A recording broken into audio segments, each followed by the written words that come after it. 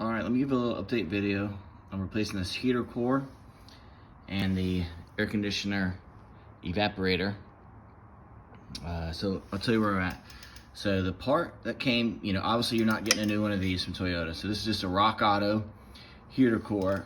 And while the end of it goes to the right spot, how it gets there isn't correct. And you can see it won't line up in the regular pathway that the original did. So I took this tube off the original heater core and it just slips into the same fitting here. It's the same way it went into the stock one. And I measured the circumference or the diameter of this pipe in the OEM one. It was the same, but what the issue is if you see the thickness of this mounting lip here that this clamp goes around is thicker than the OEM one.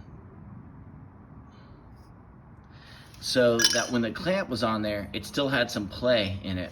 So what I did was I just put a larger O-ring in here to help take up that slack. And so then when I put on the clamp, it was able to clamp this down. So to make sure that I get a good clamp and this O-ring's good, I am gonna take this to my radiator shop, have them see if they can hook up some hoses to it and put some pressure in there and make sure that this is holding pressure before I put it back in the car. So I will test this at a radiator shop before I put it back together.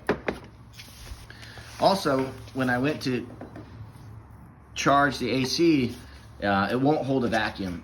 It was a slow leak, and we couldn't really see where it was coming from. It wasn't from any of the new lines. So while I was in there, I'm just gonna change the evaporator, the core here. I mean, you could see it probably, the efficiency on it is terrible. It's 30 years old. It's completely blocked with dirt and fuzz on that side. Output side is the air flew through. Obviously, you're not getting a Toyota one of those as well. So I got a Rock Auto, obviously made in China, like everything else. But I did get a new expansion valve as well to Denso, one from Rock Auto with some new O-rings. So I'll put that back together, put it in the case, and at least we'll have that put together. And I'll get this leak checked and hopefully pressurized checked tomorrow, and we'll go from there.